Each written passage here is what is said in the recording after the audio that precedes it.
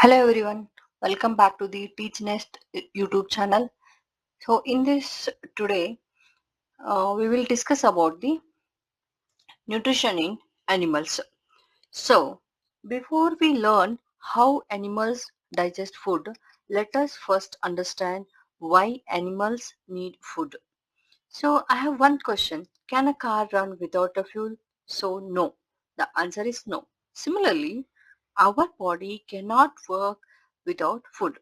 Food gives us some energy to play, run and study, materials for growth, strength to fight diseases, materials to repair damaged body parts. So plants prepare their own food by photosynthesis. But animals can make their own food. Therefore, animal animals cannot make their own food. Therefore, animals depend on plants or other animals for the food. So here in this class we will discuss about um, why animals need food and different modes of nutrition, the 5 steps of holozoic nutrition, the amazing journey of food inside the human digestive system, how grass eating animals digest their food, and how a tiny invisible amoeba eats its meal. So what is animal nutrition? So what is animal nutrition? Before discussing what is animal nutrition, so let us know that food contains nutrients such as carbohydrates, proteins, fats, vitamins and materials. So what do carbohydrates provide? The carbohydrate provides energy, protein, help in growth and repair, fats store energy, vitamins and minerals keep our body healthy. Since animal obtain food from external sources, so they are called heterotrophs. So we know why do we need food? For the energy, for the growth and to repair our body. Okay. So here we have autotrophs and heterotrophs. So why do we call autotrophs? The examples for the autotrophs is plants and some bacteria because they prepare their own food. Whereas heterotrophs examples are animals and humans because they cannot prepare their own food. Since some animals like tapeworms don't even have a digestive system, they absorb food directly through their skin. So since animals obtain food from external sources, they are called heterotrophs. Different animals eat food in different ways. So this is called different modes of nutrition. So now examples are how the nutrition mode is different. For that examples are cow is called the grazing, snake swallowing prey, whereas mosquito sucking blood, butterfly sucking a nectar, whereas amoeba engulfing food. Okay, so now we have holozoic nutrition. What is holozoic nutrition? So the most common type of nutrition in animals is called holozoic nutrition. So most animals follow a type of nutrition, so called that is called as a holozoic nutrition. So this happens when an animal takes a insolid or liquid food into its body, breaks it down and uses it. Humans, cats, dogs and even a tiny amoebas use this method to eat their meals. So this holozoic nutrition involves 5 steps that are ingestion, digestion, absorption, assimilation, egestion. So here, imagine you eat a chapati. So what happens next? what happens next? So that the food enters your mouth, it gets broken down, so useful nutrients enter the blood, the body uses them, the waste is removed. So that is holozoic nutrition. Now we will discuss these steps one by one. First one is ingestion. Ingestion means taking food into the body is called ingestion. Ingestion means taking food into the body is called ingestion. So for this examples are human eat with mouth, birds pick up food with beak, cow grazes the grass. Okay. So now what is digestion? Digestion means breaking complex food into simple substances. Digestion means breaking complex food into simple substances. Examples are, suppose large chapati molecules turns to small glucose molecules. So these smaller molecules can be absorbed by the body. So now the third step here is absorption. Absorption means digested nutrients. The digested nutrients enter the blood through the walls of the small intestine. What happens in the absorption? The digested nutrients enter the blood through the walls of the small intestine. This process is called absorption. Okay. So now the fourth step is assimilation. The absorbed nutrients are used by the body cells. Uh, the absorbed nutrients are used by the body cells. Examples are glucose provides energy and proteins build muscles. So the final step is digestion. What is digestion? So the undigested food is removed from the body through the anus. So this is called digestion. So this is how these 5 steps of nutrition goes. So here one again the did you know concept. So it usually takes anywhere from 24 to 72 hours for food to completely pass through your body. So now the amazing journey of both food inside the human digestive system we'll discuss. So we learned ingestion, we learned digestion, so we discussed it. Okay, the absorption we discussed, assimilation we discussed, and digestion. Now how the inside the human body it works. So here one more did you know, if you stretched out an adult's entire digestive tract, it would be over 30 feet long. That's a long as long school bus. Okay, now we'll discuss how in human the digestive tract works.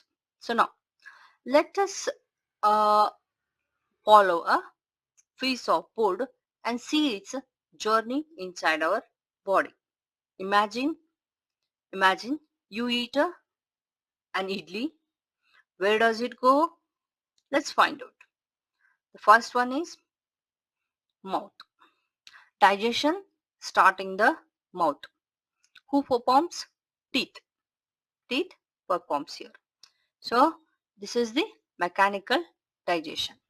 So again, in the teeth we have some types. Incisors, they cut the food. Canines, tear food. Premolars, crush the food. Molars, grind the food. So saliva contains amylase. So amylase begins digestion of starch.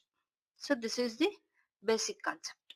Now, digestion begins even before the food reaches the stomach. Even before the food reaches the stomach. So we have food pipe, that is also phagus. Also phagus. So food moves through the esophagus by wave-like muscular movements called peristalsis. Okay, so it moves like a wave, muscular movements called peristalsis. Even if a person stands upside down, peristalsis pushes food towards the stomach. So, so how this works? It looks like a fascinating, isn't it? So now, stomach. The stomach is like mixing machine. The stomach is like mixing a machine. So the stomach secretes hydrochloric acid, digestive enzymes, and mucus. Digestive enzyme and mucus. So hydrochloric acid can, what does a hydrochloric acid here? It kills harmful bacteria and also creates some acidic conditions for digestion. Whereas mucus protects the stomach walls. Now, the small intestine. This is the most important digestive organ. The small intestine is the most important digestive organ. So here the food mixes with bile juice from liver. The food mixes with bile juice from liver. So pancreatic juice from pancreas and intestinal juice. So bile. So the bile does not digest food directly. It breaks large fat droplets into smaller droplets. This process is called emulsification. Emulsification. Okay. Now we have this villi. The small intestine thousands of uh, contains thousands of finger-like projections called villi. So villi increases surface area. More surface area means more absorption. And then one more, large intestine. Water and salts, water and salts are absorbed here. So remaining waste forms feces. Then the last is rectum and anus, where where the waste is stored in the rectum and expelled through the anus. So this is how the human digestive system works. Now we have the grass eating animals. So the question is here, have you ever seen cows chewing continuously even when they are not eating? Isn't it? So let's find out how. Okay. So cow eat grass quickly without chewing it completely. Why? Because they later chew it again. So we have seen many times the cows eat very fast when they are on the field. Okay. So they eat very fast. Then because they chew it into small parts later. Okay. So here we have four chambered of stomachs. So grass is tough to digest because it contains cellulose. So cows have a stomach with four chambers. They quickly swallow grass into rumen. That is the first that is the first chamber, where it is partially digested to a soft mass called cud. So then later the cud returns to their mouth in small lumps to be chewed peacefully. So this is called rumination. So rumination where in which all animals this rumination takes place, means it takes place in the cow, buffalo, goat and deer. So these are called ruminants.